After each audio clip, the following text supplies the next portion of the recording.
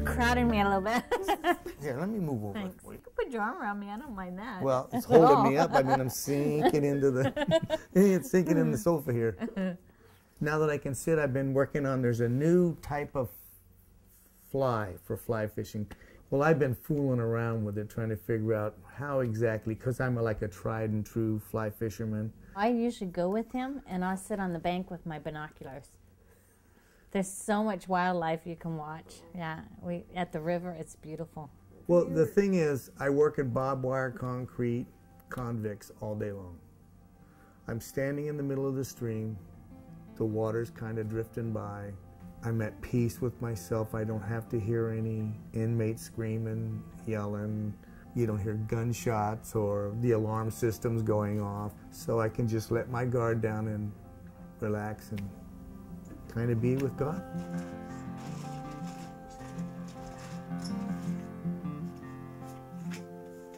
I was raised a Catholic, and then high school came, and I went away from the Lord.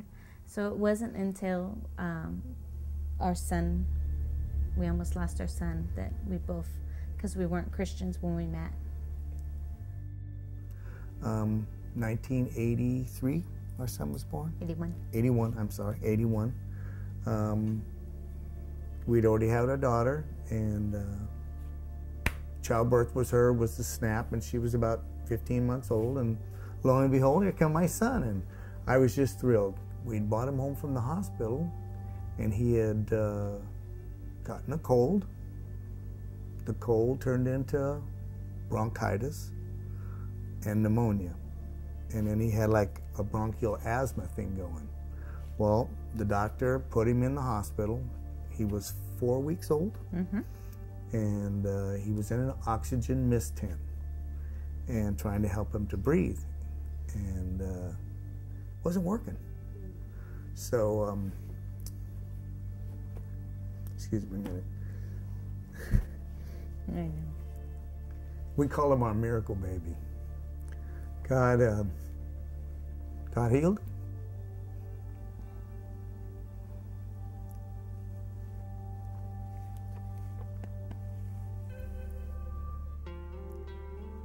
You know, when I saw the miracle of my son laying there in that mist tent, and my mother-in-law coming in and laying hands on him and praying, next day we took him home.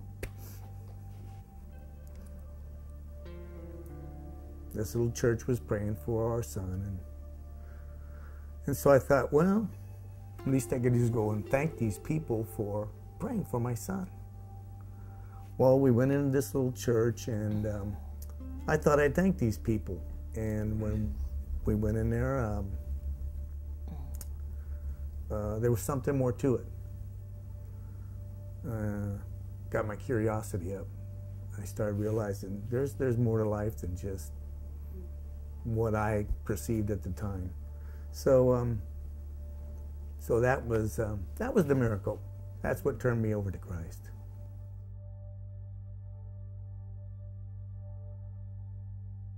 When we first started coming to First Baptist Church, we were separated at the time. He would go to the first service and I'd go to the second service.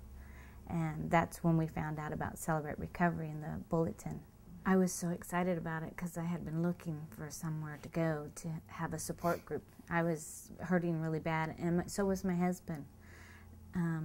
But at first my thought was, I'm going to go to get healing from my heart, that the wounds that my husband has caused to me. But what is so awesome is, as I've been going, this is our second year now, and we're in leadership with it now.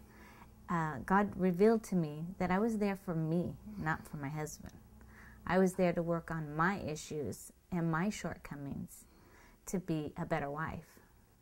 God has just really got a good grip on us now, I think. And I think with Celebrate Recovery, it's given me a vision, and it's given me hope, and it's given me a plan for my life and our marriage. It's easy to throw in the towel. Anybody can quit on something. The tough part's working it out. And I'm not a quitter, and neither is my wife.